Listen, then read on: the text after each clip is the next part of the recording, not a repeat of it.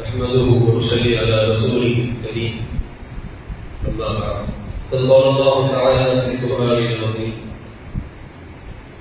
يا ويلتى ليتني لم أتخذ فلانا خليلا صدق الله العظيم எல்லா புகழும் புகழ்ச்சியும் அல்லாஹ்வுக்கே உரித்தாகட்டுமாக. அன்பிற்குரிய இஸ்லாமிய சொந்தங்களே, நான் ஓதிய திருவசனத்தினுடைய விரிவுரையிலே முஃபஸ்ஸிரீன்கள், வரலாற்று ஆசிரியர்கள் ஒரு வரலாற்று சம்பவத்தை பதிவு செய்கிறார். மக்கமான நகரத்திலே இரண்டு தோழர்கள் உபை இப்னு கலஃப், உக்பத் இப்னு அபி முஐத் என்ற மக்களிலே பிரசித்தி பெற்ற இரண்டு முக்கியஸ்தர்கள், நண்பர்கள். அதிலே உக்பத் இப்னு அபி முஐத் என்பவர், அவருக்கு ஒரு வளமை உண்டு. வெளிநாடுகளுக்கு வியாபார நோக்கத்திற்காக சென்று வந்ததற்கு பின்னால் ஊரில் உண்டான முக்கியஸ்தர்களுக்கு விருந்தோம்பல் செய்வது வழக்கம். அன்று அதே போல் ஒரு நாள் விருந்தளிப்பதற்காக எல்லோரையும் அவர் அழைக்கிறார். குறிப்பாக பெருமானார் ஸல்லல்லாஹு அலைஹி வஸல்லம் அவரையும் அந்த விருந்தோம்பலுக்கு இந்த உக்பத் இப்னு அபி முஐத் என்பவர் அழைக்கிறார். விருந்துக்கு வந்த நபி அவர்கள் விருந்தை உண்பதற்கு முன்பதாக அவரிடத்திலே ஒரு கோரிக்கை வைக்கிறார்கள். ஏன்பா, அந்த விருந்தை நான் உண்பதற்கு முன்பதாக நீ எனக்கு ஒரு வாக்களிக்க வேண்டும். நீ கலிமத்தை தௌஹீத் லா இலாஹ இல்லல்லாஹ் முஹம்மது ரசூலுல்லாஹ் இந்த கலிமாவை நீ சொன்னால் இந்த விருந்தை நான் உண்ணுகிறேன் என்பதாக அவரிடத்திலே சொல்கிறார் நபி ஸல்லல்லாஹு அலைஹி வஸல்லம் அவர்கள். சொல்லாமல் விட்டால் நபி அவர்கள் விருந்தை உண்ணாமல் சென்று விடுவாரோ என்ற அச்சத்திலே உக்பத் இப்னு அபி முஐத் என்பவர் கலிமாவை சொல்லி விடுகிறார். நபி அவர்கள் விருந்தை முடித்துவிட்டு சென்று விடுகிறார்கள். இந்த செய்தி அவருடைய நண்பர் உபை இப்னு கலஃபுக்கு தெரிய வருகிறது. வெறும் நெறிந்த உபை இப்னு கலஃப் தன்னுடைய நண்பனை அழைத்து வர சொல்கிறார். நண்பன் வந்தவுடன் அவரிடத்திலே கேட்கிறார், நம்முடைய மார்க்கத்தை, மதத்தை விட்டுவிட்டாயா என்பதாக, ஏன் நீ இஸ்லாத்தை ஏற்றுக்கொண்டாய் என்று அவரிடத்திலே கோபப்படுகிறார். உடனே சுதாரித்துக் கொண்ட உக்பத் இப்னு அபி முஐத், நான் ஏன் அந்த கலிமாவை சொன்னா நபி அவர்கள் இந்த முஹம்மது இந்த விருந்தை உண்ணாமல் சென்று விடுவார் என்ற அச்சத்திலே அதற்காக மட்டும்தான் இந்த கலிமாவை நான் சொன்னேன், வேற எதுவும் ஒரு நோக்கம் இல்லை என்பதாக நண்பனிடத்திலே சொன்ன பொழுது நண்பன் சொல்கிறார், இல்லை இல்லை, நீ பொய் சொல்கிறாய். நீ சொல்லுவது உண்மையாக இருந்தால் ஒரு காரியம் செய்ய வேண்டும். நீ முஹம்மது இடத்திலே சென்று அவருடைய முகத்திலே நவுதுபில்லா காரி உயிர வேண்டும் என்பதாக நண்பனிடத்திலே அவர் சொல்கிறார். உடனே நண்பனுடைய பேச்சை கேட்டு சென்ற உக்பத் இப்னு அபி முஐத் நபியுடைய முகத்திலே, திருமுகத்திலே நவுதுபில்லா காரி உமிழ்கிறான். உக்பத் இப்னு அபி முஐத் உமிழ்ந்த எச்சி நபியுடைய முகத்தை செல்வதற்கு முன்பதாக அந்த எச்சி திரும்பி இவன் முகத்துக்கே வருகிறது. அல்லாஹ் அக்பர். ஃபஆத குஸாஹு ஃபீ வஜ்ஹிஹி, அந்த எச்சி அவனுடைய முகத்திலே திரும்புகிறது.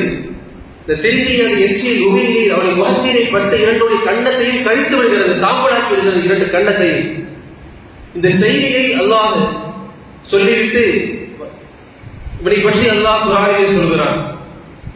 கூடா நட்பு கேடாய் முடியும் என்பதற்கான ஒரு பழமொழிக்கு ஏற்ப அல்லாஹ் திருவசனத்திலே சொல்கிறான்,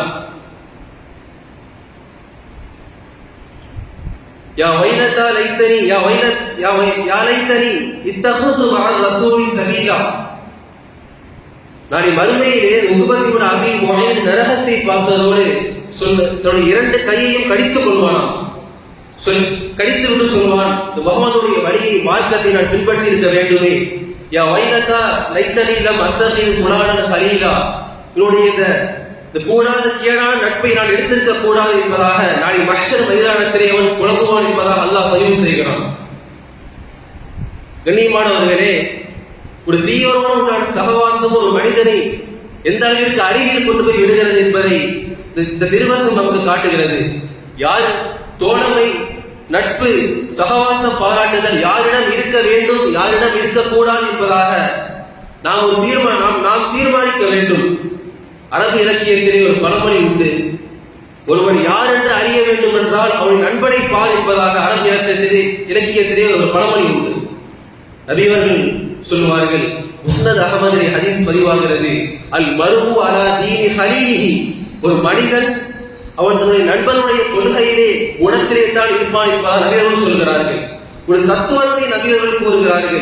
இரண்டு பேர்களுக்கு மத்தியிலே ஒரு தோழமை, ஒரு ஃப்ரெண்ட்ஷிப் இருக்கிறது என்று சொன்னால் இருவரும் ஒரே கருத்தியலில் ஒரே கொள்கையை நிச்சயமாக இருக்க வேண்டும், இருவருக்கு மத்தியிலே ஒரே குணம் ஒத்துப்போய் இருக்க வேண்டும் என்பதாக ஒரு உலகியல் ரீதியான உண்மையை நாம் புரிந்து கொள்ள வேண்டும். இதைத்தான் நபி அவர்கள் சொல்கிறார்கள். சொல்லிவிட்டு ஒருவர் யாரை நண்பனாக தேர்வு செய்ய வேண்டும் என்ற விஷயத்திலே கவனமாக இருக்க வேண்டும் என்று நபிகள் சொல்கிறார்கள். வேளாண் பெருமக்களே, மாலிக் இப்னு தீனார் என்ற மிகப்பெரிய இறைநேசர் ஒரு கருத்தை சொல்றாங்க. இன்னக அன் தஅகுல ஹிஜாரத மஅல் அப்ராரி கைரும் மின் அன் தஅகுல கபீஸத மஅல் ஃபுஜார்.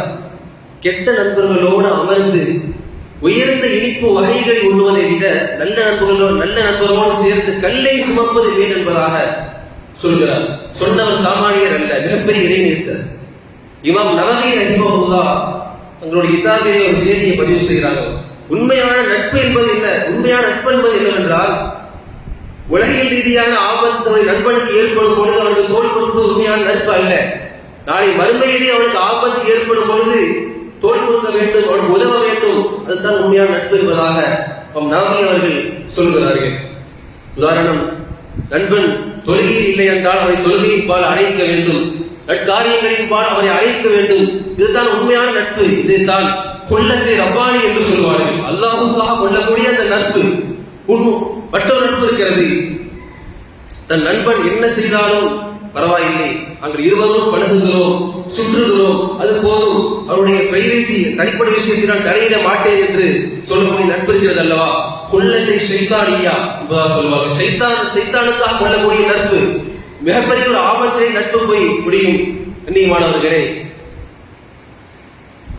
நபி அவர்கள்